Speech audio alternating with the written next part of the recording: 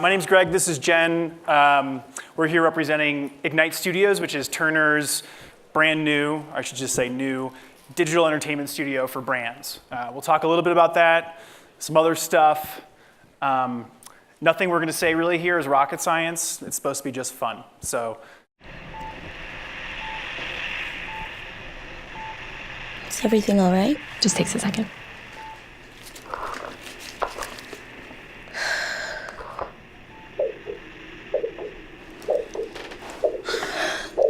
That's your little nugget. What is it? It's beautiful.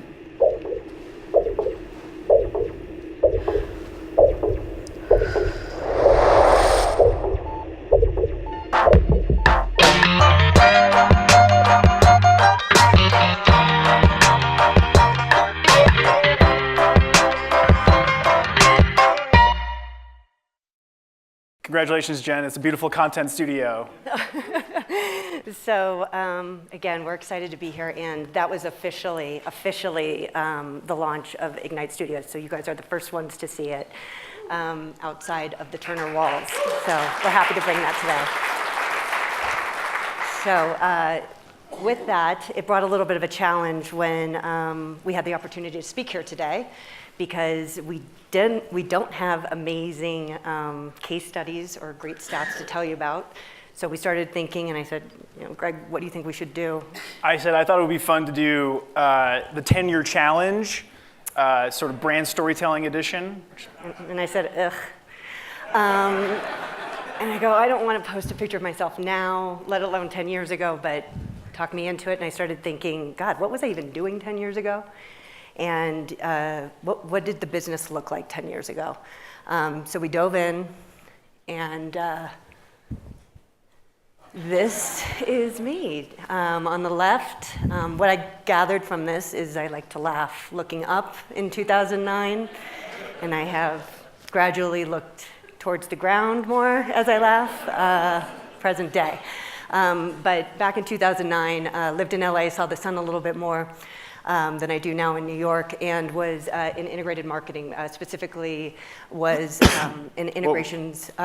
Sorry. Bless you. I'm mic'd up. Integrations producer at Telepictures, and working mostly in the linear space. And advertisers were coming really to be incorporated on TV and not much else. And then now, in 2019, oversee content partnerships for entertainment across all of Turner and across the linear, digital, social, experiential, in-show, out-of-show.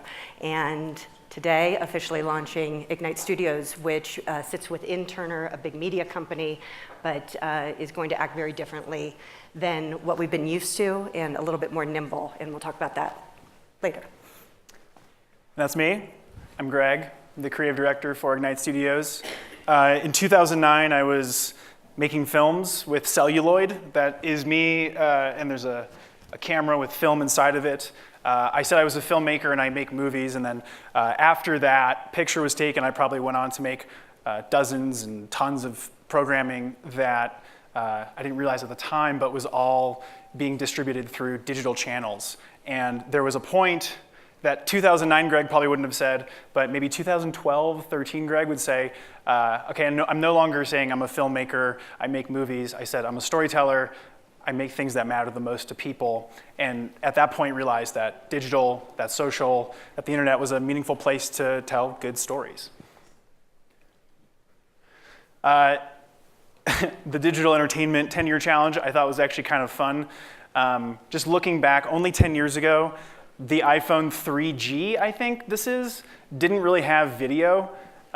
People didn't watch stuff on their phones, I don't think, the way that they do now.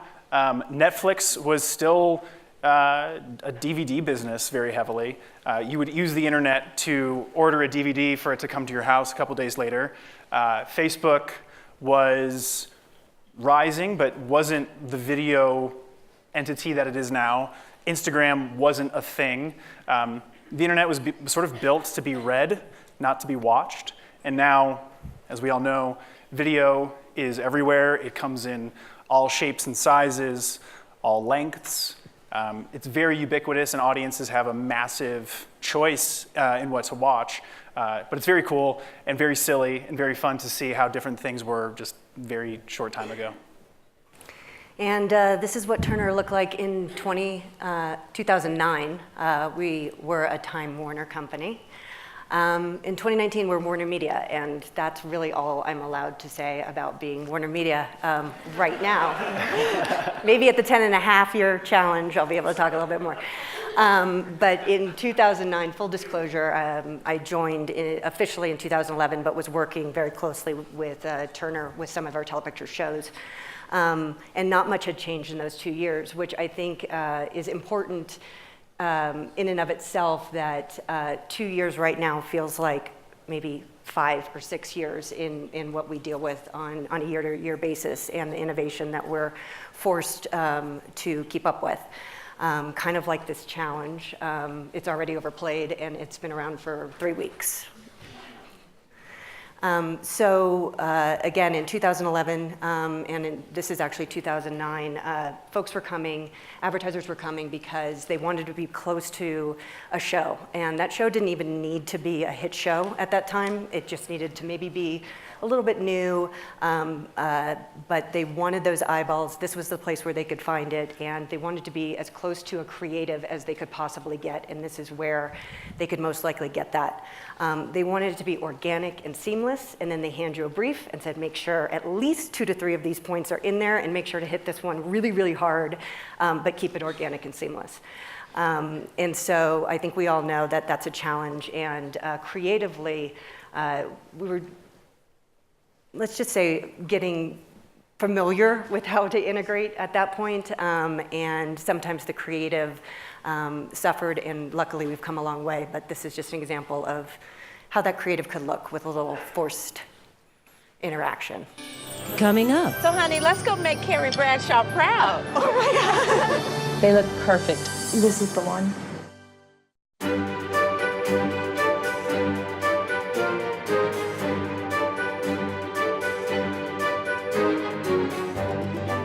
Started on the waffles. I went and got all the groomsmen up really early. I knew that, young growing boys, they're gonna need their nutrition, so I made them waffles. Guys, who's ready for the magic waffles? Magic. All right. Tell me, did you enjoy my waffles? I loved it. You can be honest, you can be honest. All right. I know everyone got a comfy night's sleep, and I hope everyone's got a lot of energy because you're gonna need it. So, you know what, why don't we go ahead and head out because we gotta get this day started, all right? Who wants waffles? Waffles. So Comfort Inn serves waffles in 2009, and we nailed that. Did. So again, that was success back in 2009. That was our metric. It aired once, maybe a repeat.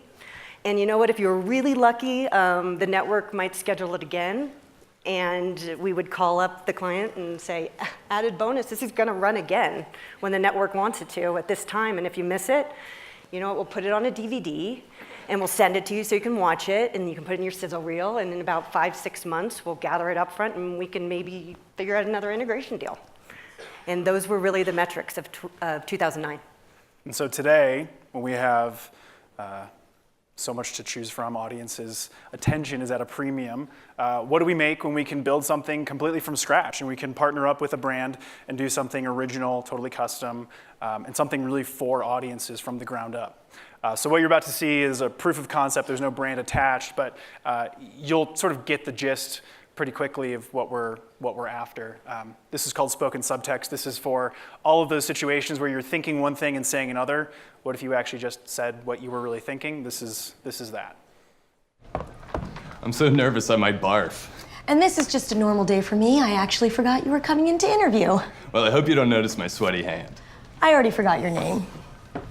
I'm offering you something to drink, but if you say yes, I'm gonna be annoyed. I'm turning it down, even though I'm very thirsty. Great. I'm feeling tense, so I'm gonna crack a joke that falls flat. Polite laugh. My mouth is so dry right now, I can hear my tongue. Oh, crap, we went to the same college. And I'm not gonna let you forget it. Here's a softball question. My mind just went blank because you asked me a question. So I'm just going to say a number of words in a sequence and hopefully that'll make you want to hire me. Also, we went to the same college. Go mascot. Canned speech about what we do here, and as I'm saying it and talking, I'm realizing I've lost whatever passion I've had for this job. I want to make a comment about the Me Too movement before I even realize what's coming out of my mouth. If you knew how bad this job was, you would walk out right now. I'm going to talk about my previous jobs and accidentally reveal that I was fired. Oh my God, I forgot I was in the interview. She seems impressed. I'm not. I'm gonna look at your resume while I think about other things. Great, I'll just sit here and try to smile and not creep you out. I wonder if I should get season tickets to a professional soccer team. Yeah, it could be like really cool. They'd be like, did you hear? She has tickets to a professional soccer team. Feels so sweaty. I'm good. I would look really good in a scarf. I should be a soccer fan. Or is it football? Wonder if I could still ask her for that water. Okay, well, I've decided to give you this position, but in order to make it seem like I'm still invested in this, I'm gonna ask if you have any more questions. I don't have any questions, but I am gonna mention college again because I can't read a room. I hated college, and I wish you would stop bringing it up. The college library. Here's a low ball offer, just to see how desperate you are. Oh, I'm very desperate and I have not been hiding it. Great. Well, I'm quitting in 2 weeks, so you'll be someone else's problem.